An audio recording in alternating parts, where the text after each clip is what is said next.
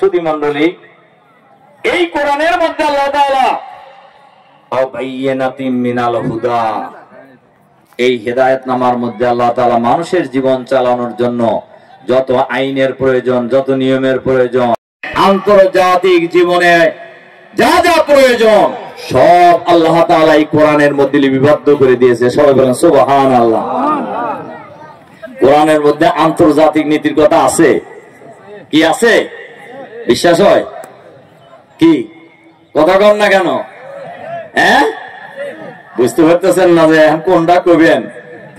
কোরআনে আন্তর্জাতিক নীতির কথা আছে, কোরআনে রাষ্ট্রনীতির কথা আছে, কোরআনে অর্থনীতির কথা আছে, কোরআনে যুদ্ধনীতির কথা আছে, দেশ কিভাবে পরিচালিত হবে এই কথা কোরআন শরীফে আছে।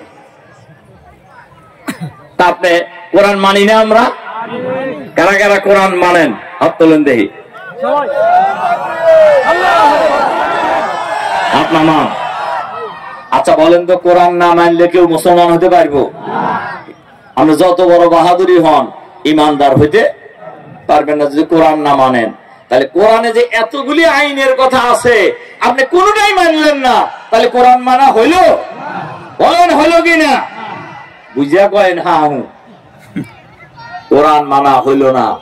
আল্লাহ তাআলা কোরআন শরীফে বলছেন, দেখেন, আফা তুমিনুনা বিবাদিল কিতাবি ওয়া তাকফুরুনা বিবাদ ফামা জাযাউ মান ইয়াফআল যালিকা মিনকুম ইল্লা খিজউন ফিল হায়াতিদ দুনিয়া ওয়া ইয়াউমাল কিয়ামা ইউরাদ্দুনা ইলা শাদ্দিল আযাব।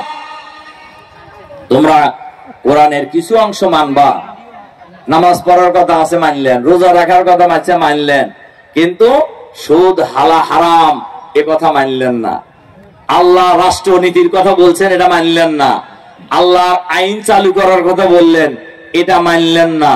আল্লাহ তাআলা তাদের সম্পর্কে বলছে, তাদেরকে দুনিয়ায় অপমানিত লাঞ্ছিত করা হবে, কিয়ামতের দিন কঠিন আযাবে নিক্ষেপ করা হবে।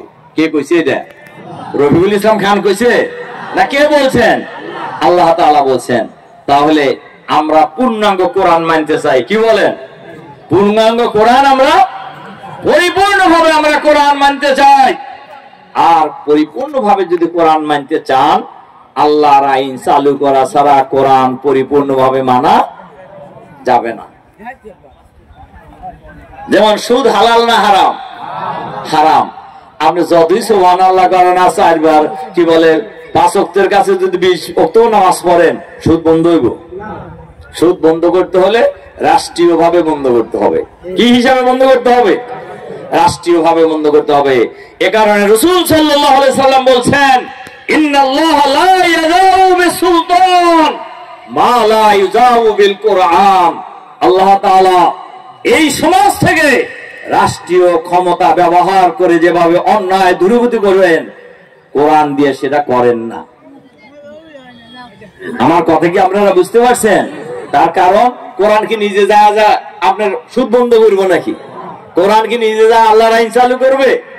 কি চালু করবে? সম্মানিত সুধী মণ্ডলী, ভাই এবং বন্ধুগণ, আমাদের এই দেশ একটি সুন্দর দেশ। আমাদের এই দেশটা কি সুন্দর দেশ, সম্পদে ভরপুর এই দেশ। সম্পদের অভাব নেই, অভাব হলো দুর্নীতিমুক্ত নেতৃত্বের অভাব। স্বাধীনতা